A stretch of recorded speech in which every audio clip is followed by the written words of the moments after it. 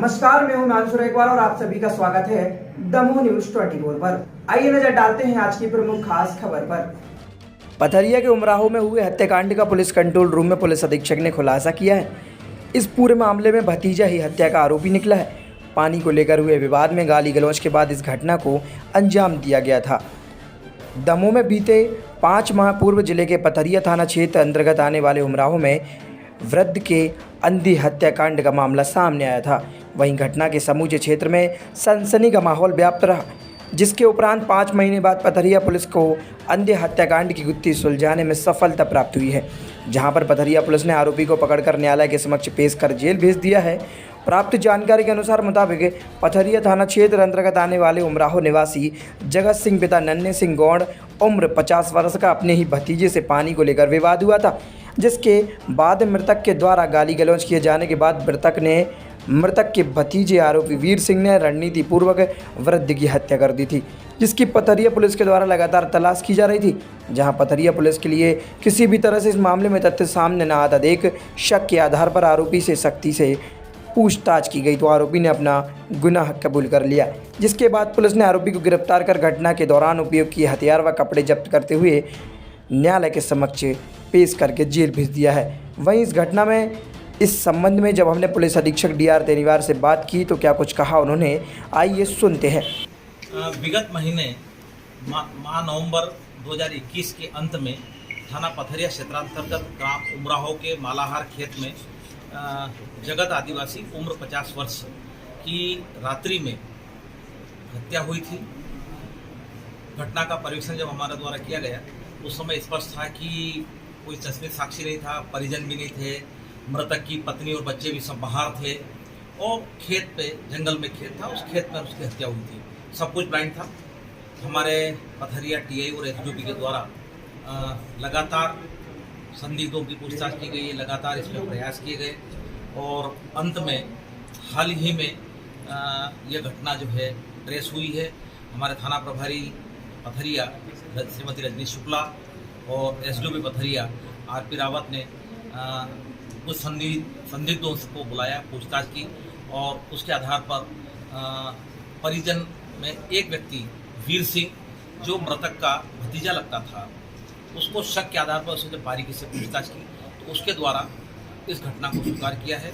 घटना ये थी कि इसके पहले कुएं के पानी को लेकर कुछ विवाद था। घटना दिनांक को भतीजे के साथ जो है मृतक के द्वारा कुछ गाली गलौज की थी और उससे गुस्से में आकर के रात्रि 9 बजे करीब लाठी से जाकर के उसकी मारपीट की, पैर तोड़ दिए, काफ़ी ब्लीडिंग हुई, जिसकी वजह से जो है उसकी डेथ हुई है। प्रकरण में आरोपी को दस्याब कर लिया। घटना में प्रयुक्त जो आला जरब है वो दस्याब कर लिया। चूँकि ये ब्लाइंड मर्डर था, कहीं कोई क्लू नहीं था। हमने काफ़ी आसपास प्रयास किए, सारे प्रयास किए। अंत में परिजनों पर शक हुआ और वास्तव में परिजन ही यानी कि भतीजा जो है वही इसका आरोपी निकला।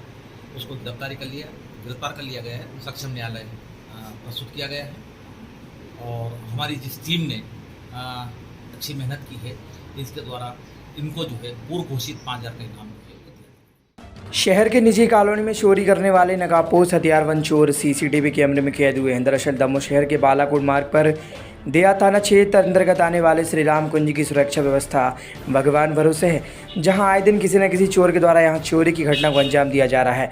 हाल ही में देर रात आधा दर्जन नकाबपोश हथियारबंद चोरों के द्वारा चोरी की मंशा से कॉलोनी में प्रवेश कर कई घरों के ताले को तोड़कर चोरी की घटना को अंजाम दिया गया।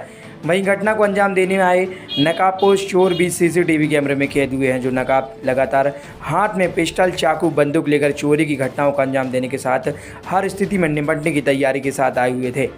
इस घटना से कॉलोनाइजर में भय का माहौल व्याप्त है, जिनके द्वारा कॉलोनी के मालिक पर भी सवालिया निशान खड़े करते हुए सुरक्षा व्यवस्था के इंतजाम किए जाने की मांग की गई है। इस घटना में गनीमत यह रही कि चोरी की घटना के दौरान कोई भी रहवासी इनके हत्थे नहीं चढ़ा, अन्यथा स्थिति में यह चोर मौके पर ही ढेर करने से नहीं चूकते।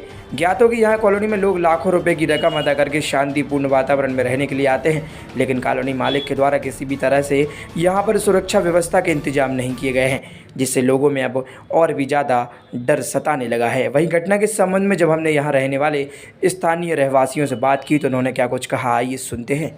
सुबह विश्वकर्मा जी का फ़ोन गया कि आपके घर का ताला टूटा हुआ है। बाहर से देखा तो मैं आया तो यहाँ मैंने देखा कि ये ताला मेन गेट का ताला टूटा हुआ है, अंदर का भी ताला टूटा हुआ है।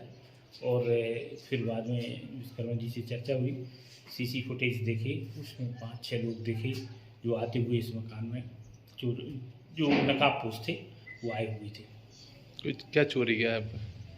चोरी कोई सामान था नहीं, ऐसे स्टोरेज टाइप का रूम था, इसलिए कोई सामान अभी चोरी नहीं हुआ। कितने ताले तोड़े उन्हें? 2 ताले तोड़े हुए। और कोई चोरी भी हुई है आपकी कॉलोनी में? ये हमारे विश्वकर्मा जी के पड़ोस में हमारा इस मकान को एक मकान छोड़ के कुरेरिया जी रहते हैं, उनके घर में चोरी हुई है। उनके घर में भी उन्होंने पूरी तस्दीक की हुई है घर की, तो हम लोग ने दूर से देखा, पूरा एक चीज़ छानी हुई है, उनकी घर की छानी हुई है। अंतर्गत 5 नकाबपोश और 6 नकाबपोश। हाँ, एक कल घटना हुई है, इसकी प्रकरण पंजीबद्ध कर लिया गया है और इसमें हम गंभीर हैं, लगातार गश्त को प्रभावी करने की कोशिश करेंगे और उम्मीद है वो घटना जल्दी ट्रेस हो। हथियार के लेस। हाँ, ये सूचना है कि हथियार लेकर के जो नकाबपोश उनका हथियार भी था, ये परिजनों का कहना है। हम इस मामले में गंभीरता से कार्रवाई करेंगे। भारतीय जनता पार्टी के पूर्व जिला अध्यक्ष स्वर्गीय देव नारायण श्रीवास्तव की प्रथम पुण्यतिथि में जिला भाजपा कार्यालय में श्रद्धांजलि सभा का जिला अध्यक्ष एडवोकेट प्रीतम सिंह लोधी, पिछड़ा वर्ग मोर्चा के प्रदेश महामंत्री संजय राय, पूर्व जिला अध्यक्ष पंडित विद्यासागर पांडे, जिला महामंत्री सतीश तिवारी, जिला उपाध्यक्ष अमित बजाज, जिला कोषाध्यक्ष सुरेश पटेल, वर्षा रैकवार, कार्यालय मंत्री रामलाल उपाध्याय, जिला मीडिया प्रभारी राघविंद्र सिंह परिहार, सोशल मीडिया जिला संयोजक संदीप शर्मा, IT प्रभारी रिंकू गोस्वामी, पिछड़ा वर्ग मोर्चा जिला अध्यक्ष प्रमोद विश्वकर्मा, मछुआ प्रकोष्ठ के जिला संयोजक मोंटी रैकवार, नगर अध्यक्ष पवन तिवारी, किसान मोर्चा जिला अध्यक्ष गुड्डू पटेल की उपस्थिति में आयोजित की गई श्रद्धांजलि सभा में भाजपा पदाधिकारी, मोर्चा के मंडल अध्यक्ष सहित समस्त कार्यकर्ताओं ने उपस्थित होकर स्वर्गीय देव नारायण श्रीवास्तव को श्रद्धांजलि अर्पित की।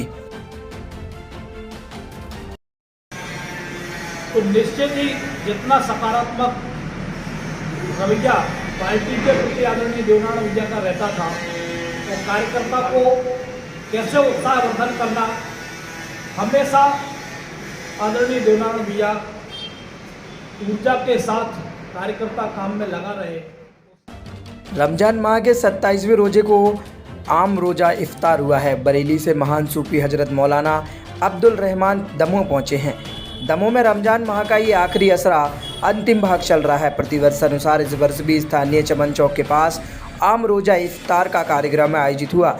इस अवसर पर बरेली के महान सूफी हजरत मौलाना अब्दुल रहमान साहब भी दमोह पहुंचे और सामूहिक रोजा इफ्तार कार्यक्रम में हिस्सा लिया।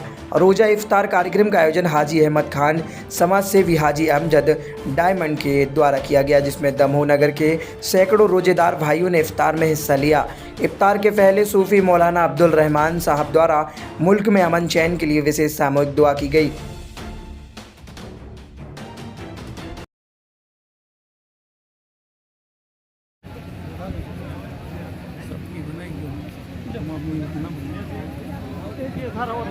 नहीं भी निकलने के लिए इधर आ जा।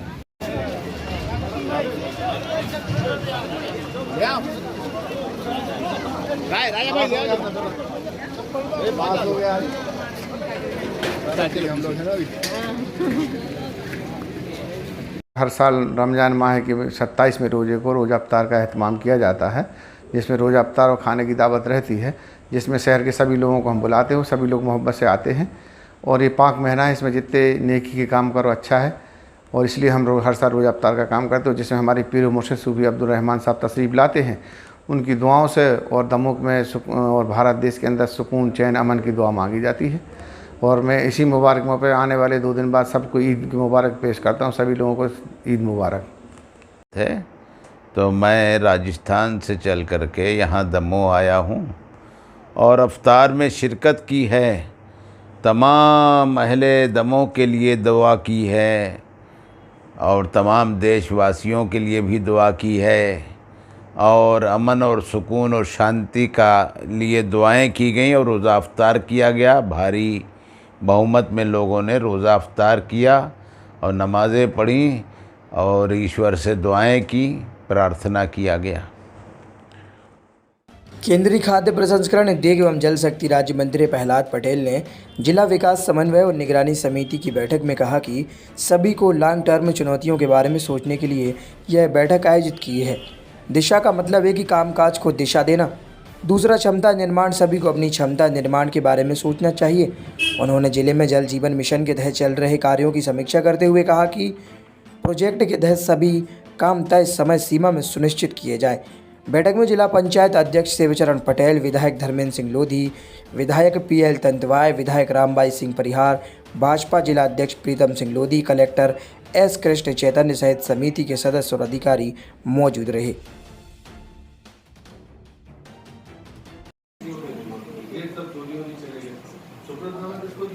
सर हम लोग ने पंचायत पे लिया है, पूरा RES ने एक जगह वेरीफाई करा के किया है।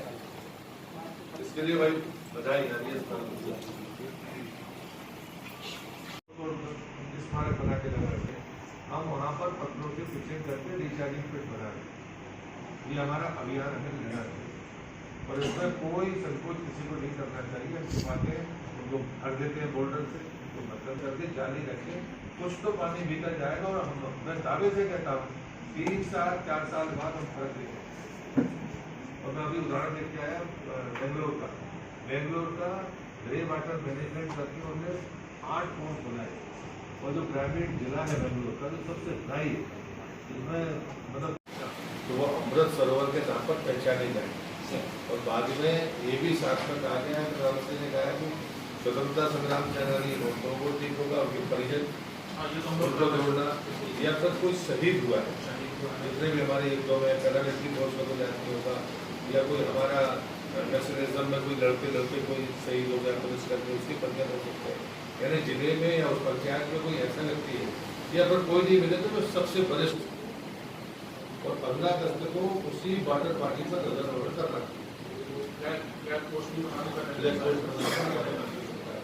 तो इसलिए उसको करना। और बाकी जो चीजें साइड अच्छी है, और क्या होता है कि देखते हैं जो चुनौती आएगी कि नई जमीन अतिक्रमण वाली ज्यादा होगी जो हमारी सरकारी जमीन पर, तो आपने इसका सारे सर्वे करा लिया। पहले 75 प्रायोरिटी वाले 75 की सूची दे दीजिए, जो 75 संख्या मिनिमम होनी है, तो आपने 100 बनाइए। बातें हैं, आदरणीय प्रधानमंत्री जी ने अमृत सरोवर की कल्पना की। एक जिले में 75 नए तालाब बने और आज़ादी के 75वें वर्ष की स्मृतियों पर वो तालाब तैयार हो, इसी टाइम पीरियड में तैयार हो। 15 अगस्त का ध्वजारोहण उन तालाबों पर, और गांव का बुजुर्ग, कोई शहीद परिवार के परिजन वहाँ पर हो, स्वतंत्रता संग्राम सेनानी हो या पद्म अवार्डी, इनसे वो ध्वजारोहण कराया जाए। लेकिन इन अमृत सरोवरों में जन भागीदारी पहली प्राथमिकता है। सरकार तो पैसा लगाएगी, लेकिन जन भागीदारी और जनप्रतिनिधियों की भागीदारी, और आप सब भी अगर कोई तालाब में एक दिन का वो करना चाहते हैं तो मुझे लगता है बोर्ड पर सबके नाम दर्ज होंगे, जो भी उसमें सहयोग करेगा उसका स्थान होगा।